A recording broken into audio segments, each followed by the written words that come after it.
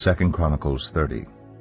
Hezekiah sent word to all Israel and Judah, and also wrote letters to Ephraim and Manasseh, inviting them to come to the temple of the Lord in Jerusalem and celebrate the Passover to the Lord, the God of Israel.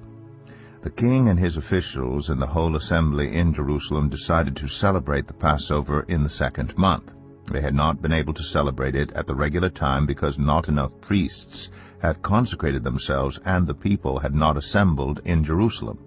The plan seemed right both to the king and to the whole assembly. They decided to send a proclamation throughout Israel from Beersheba to Dan, calling the people to come to Jerusalem and celebrate the Passover to the Lord, the God of Israel. It had not been celebrated in large numbers according to what was written. At the king's command, couriers went throughout Israel and Judah with letters from the king and from his officials, which read, "People of Israel, return to the Lord, the God of Abraham, Isaac, and Israel, that he may return to you who are left, who have escaped from the hand of the kings of Assyria. Do not be like your parents and your fellow Israelites who were unfaithful to the Lord, the God of their ancestors, so that he made them an object of horror as you see. Do not be stiff-necked as your ancestors were. Submit to the Lord. Come to his sanctuary, which he has consecrated forever. Serve the Lord your God, so that his fierce anger will turn away from you.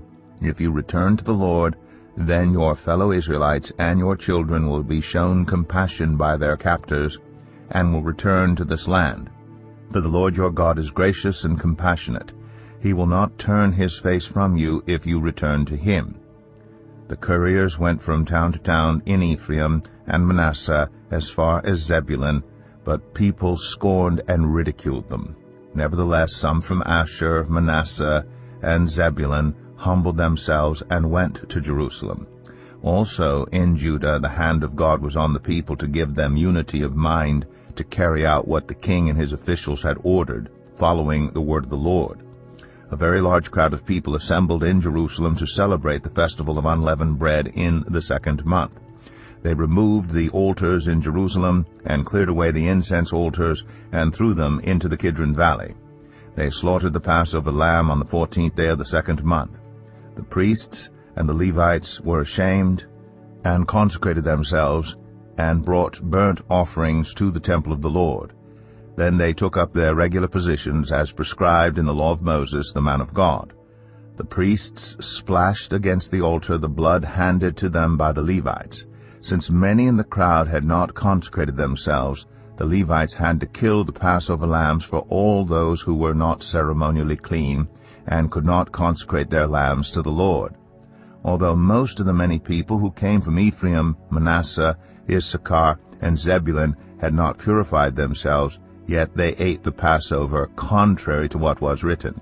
But Hezekiah prayed for them, saying, "May the Lord, who is good, pardon everyone who sets their heart on seeking God, the Lord, the God of their ancestors, even if they are not clean according to the rules of the sanctuary." And the Lord heard Hezekiah and healed the people.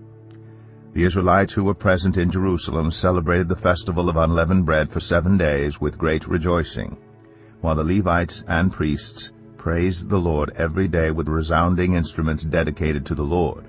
Hezekiah spoke encouragingly to all the Levites, who showed good understanding of the service of the Lord.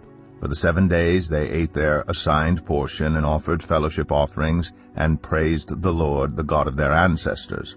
The whole assembly then agreed to celebrate the festival 7 more days. So for another 7 days they celebrated joyfully.